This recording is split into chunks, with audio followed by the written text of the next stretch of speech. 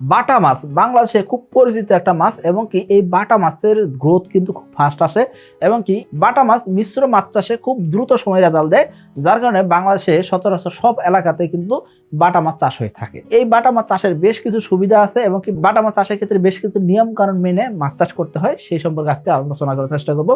তো চলুন শুরু করা যাক। দেখুন, বাটা মাছ যদি চাষ করবো সেই ক্ষেত্রে সবচেয়ে বড় যে সুবিধা পাওয়া যায় সেটা কি, একটা জনপ্রিয় মাছ, সকলের কাছে পরিচিত একটা মাছ, এই কারণে আমরা চাষ করবো। পাশাপাশি এই মাছটা খেতে সুস্বাদু, বাজারে ভালো চাহিদাও থাকে। তাহলে বাজার চাহিদা আছে, অন্যদিকে আবার খাইতেও সুস্বাদু, তো এই মাছটা আমরা চাষ করবো। এই ক্ষেত্রে চাষের ক্ষেত্রে কোনো সমস্যা আছে কিনা? না, চাষের ক্ষেত্রে সমস্যা তেমন একটা নাই, কারণ কি বাটা মাছ পুকুরে তলদেশের খাবার খায় এবং কি ডুবন্ত খাবার দিলেও এই মাছ চাষ করা যায়। অর্থাৎ শুধুমাত্র ভাসমান খাবার দেওয়া এমন না, আপনি এই মাছের চাষের ক্ষেত্রে ডুবন্ত খাবার দিয়েও চাষ করতে পারবেন। রুই জাতীয় মাছের সাথে এই বাটা মাছ চাষের মিশ্র চাষে খুব ভালো রেজাল্ট করা যায়। চাষকালীন সময়টা খুব অল্প, অর্থাৎ 6 মাস থেকে 10 মাসের ভিতরে আপনি মাছ চাষ করে বিক্রি করতে পারবেন। ওজন 100 গ্রাম থেকে 200 গ্রাম হলে বিক্রি করা যায়। অর্থাৎ মোটামুটি ভাবে দেখবেন কি 10 পিস 12 পিসে কেজি হয়ে গেছে, এই সময় মাছ বিক্রি করতে পারবেন। আবার 5 পিস 6 পিসে কেজি এই সাইজের বাটা মাছও কিন্তু বিক্রি করা যায়। অর্থাৎ বাটা মাছ ছোট বড় সকল সাইজের মাছে বিক্রি উপযোগী সাইজ হয়। এই মাছ চাষের ক্ষেত্রে আংশিক আহরণ করে করে বিক্রি করলে সবচেয়ে ভালো ফলাফল পাওয়া যায়। 2026 সালের এসে তেলাপিয়া পোনার দাম নির্ধারণ করা হয়েছে প্রতি পিস 1 টাকা 45 পয়সা করে। তবে 2026 সালে জানুয়ারি ফেব্রুয়ারির মধ্যেও বুকিং করতে পারেন, তাহলে আপনি পাবেন প্রতি পিস 1 টাকা 30 পয়সা করে। তাহলে আর দেরি কেন, আজই এসে তেলাপিয়া পোনার অর্ডার করুন। এই যে আমরা বাটা মাছ চাষ করবো, এই ক্ষেত্রে পুকুর নির্বাচনের ক্ষেত্রে কোন কোন দিক খেয়াল রাখতে হবে? বাটা মাছ চাষের ক্ষেত্রে পুকুর ছোট বড় যে কোনো হইতে পারে, অর্থাৎ 10%, 20%, 50% যে কোনো আয়তনের পুকুরে আমরা বাটা মাছ চাষ করতে পারবো।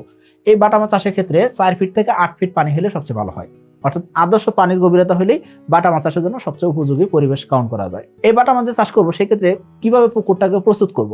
পুকুর প্রস্তুতির সময় আমরা সর্বপ্রথম অবাঞ্ছিত মাছ যেগুলো আছে সেগুলো নিধন করব। অনেকে জৈব সার দিয়ে পুকুর প্রস্তুত করেন, আবার অনেকে কিন্তু প্রোবায়োটিক প্রয়োগ করেও পুকুর প্রস্তুত করে থাকেন। অবশ্যই বাটা মাছ চাষের ক্ষেত্রে পুকুরে চুন প্রয়োগ করে নিব। প্রতি বিঘা জায়গাতে আমরা 30 কেজি করে চুন প্রয়োগ করে নিব। আমরা পুকুরে জলজ উদ্ভিদগুলোর নিয়ন্ত্রণে রাখবো এবং কি নিয়মিত পানি দেওয়ার ব্যবস্থা রাখতে হবে। কারণ কি আমাদের ভিতরে অনেক খামারে একটা ইন্টেনশন থাকে যে বাটা মাছ যখন চাষ করবো সেক্ষেত্রে আমরা জৈব সার বেশি দিয়ে চাষ করব। দেখুন, বাটা মাছ যেহেতু দ্রুত সময় উৎপাদন হয় এবং কি দামে সস্তা মাছ হিসেবে কাউন্ট করা যায়, সেই ক্ষেত্রে সারা বাংলাদেশের সকল এলাকায় পরিচিত একটা মাছ। এই জন্য অনেক খামারে চিন্তা করেন যে উৎপাদন ব্যয় যেমনি কমানো যায়। দেখুন, আপনি যখন কার্যত মাছের মিশ্র চাষ করতেছেন, এই ক্ষেত্রে জৈব সারের পরিমাণটা যত কম ব্যবহার করবেন, সেক্ষেত্রে ওই যে অন্যান্য সাথী মাছ যেগুলো আছে এইগুলোর রেজাল্ট তত ভালো আসবে। শুধুমাত্র বাটা মাছের চিন্তা করলে হবে না, বাটা মাছ কার সাথে চাষ করতেছেন, অন্যান্য কার্প মাছের সাথে চাষ করতেছেন, অর্থাৎ রুই কাতল মৃগেল এগুলোর সাথে চাষ করতেছেন, ওগুলোর যাতে পরিবেশ নষ্ট না হয় এই জন্য আমরা কি করবো, জৈব সার প্রয়োগ না করে আমরা প্রতি মাসে মাসে চুন লবণ দিয়ে প্রোবায়োটিক দিয়ে আবার পুকুর পানি সবুজ রাখার চেষ্টা করবো, তাহলে আমাদের রেজাল্টটা আরো ভালো আসবে। তেলাপিয়া পোনা খায় কম, বাড়ে বেশি, আর তাই খামারি ভাইদের প্রথম পছন্দ এসে তেলাপিয়া পোনা। এসে তেলাপিয়ার পোনা ডেলিভারি শুরু হবে 15 মার্চ থেকে, আর ডেলিভারি চলবে 25 নভেম্বর পর্যন্ত। তাহলে আর দেরি কেন, আজই এসে তেলাপিয়া পোনার অর্ডার করুন। এই যে আমরা বাটা মাছ চাষ করবো সেই ক্ষেত্রে একটা নির্দিষ্ট গণতে চাষ করতেছি। এখন এই মাছের খাবার দেবো কি? খাবার হিসেবে আমরা প্রাকৃতিক খাবার তৈরি করে আমরা অনেক খামারে কি করে থাকি, ইউরিয়া টিএসপি ব্যবহার করে থাকি। তো আমি আপনাকে ইউরিয়া টিএসপি ব্যবহার করতে একটু নিষেধ করবো, কারণ কি ইউরিয়া টিএসপি দিয়ে আগে একটা সময় চাষ হইতো, এখন কিন্তু অনেক খামারে কি করে থাকেন, পুকুরে কিন্তু জুস প্রয়োগ করে চাষ করতেছেন। তো আপনার পুকুরে যদি ইস্ট মোলাসিস দিয়ে যদি আপনি পুকুরে জুস তৈরি করে দেন, সেক্ষেত্রে রেজাল্ট ভালো করা যায়। এর পাশাপাশি আপনি কি করতে পারেন, প্রোবায়োটিক ব্যবহার করতে পারেন, এতে করে পুকুর পানি দ্রুততম সময়ে সবুজ করা যায়। তাহলে আমরা সুষম প্রাকৃতিক খাবার তৈরি করতে চাইলে আমরা প্রোবায়োটিক ব্যবহার করব, অথবা আমরা ইস্ট মোলাসিসের ব্যবহার করে পুকুর পানি সবুজ করব। শীতকালীন সময় আমরা কোনোভাবে পুকুরে সার ব্যবহার করব না, কোনো প্রকার সার আমরা শীতকালীন সময় ব্যবহার করব না, এবং কি বর্ষাকালে অর্থাৎ যখন বৃষ্টি হয়েছে বৃষ্টি বাদলের দিনে আমরা সার ব্যবহার করা থেকে দূরে থাকবো। পরিপূরক খাবার বা সম্পূরক খাবার হিসেবে আমরা কি দিব, গমের ভুসি দিতে পারি, ধানের কুড়া দিতে পারি, খোল দিতে পারি, শুটকি দিতে পারি, এসব কিন্তু খুব সুন্দর করে খেয়ে নেয়। তবে খেয়াল করবেন, এসব খাবার আপনি লুজ খাবার না দিয়ে আপনি পিলেট করে দিতে পারেন, অথবা এসব খাবার উপাদান দিয়ে আপনি কি করতে পারেন, 24% 26% প্রোটিন সমৃদ্ধ খাবার তৈরি করে নিয়ে মাছের খাওয়াতে পারেন, এতে করে দ্রুত রেজাল্ট পাবেন।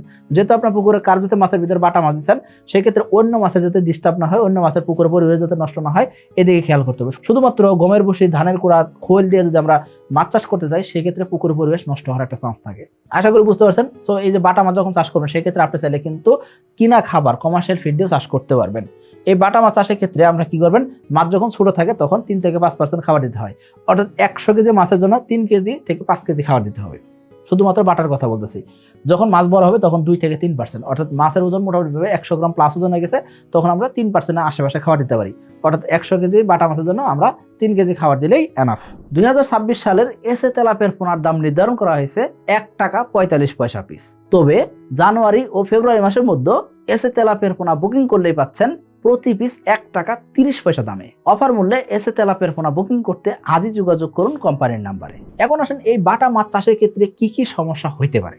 বাটা মাছ চাষের ক্ষেত্রে সর্বপ্রথম যে সমস্যা হয় সেটা কি, আমরা এই যে টিএসপি ইউরিয়া সারের পরিমাণটা অনেক সময় বেশি দিয়ে ফেলি, অর্থাৎ পুকুরে পানি সবুজ বেশি করে ফেলি। এই ক্ষেত্রে কিন্তু আমাদের পুকুরে দেখা যায় অক্সিজেন স্বল্পতা হয়, অন্যান্য মাছের সমস্যা তৈরি হতে পারে। 2 নম্বর যে বিষয় থাকে সেটা কি, আমরা অধিক ঘনত্বে মাছ মজুত করে ফেলি। এই অধিক ঘনত্ব পরিহার করতে হবে, যেহেতু মাছগুলো ছোট, আমাদের কাছে মনে হয় এই মাছগুলো তেমন কোনো ডিস্টার্ব করবে না। দিন শেষে আপনার পুকুরে তো অনেক ধরনের মাছ দিয়ে যাচ্ছেন, তাই না? তো অন্যান্য মাছের ঘনত্ব যদি একটু কম রাখতে পারেন সেক্ষেত্রে আরো ভালো হয়।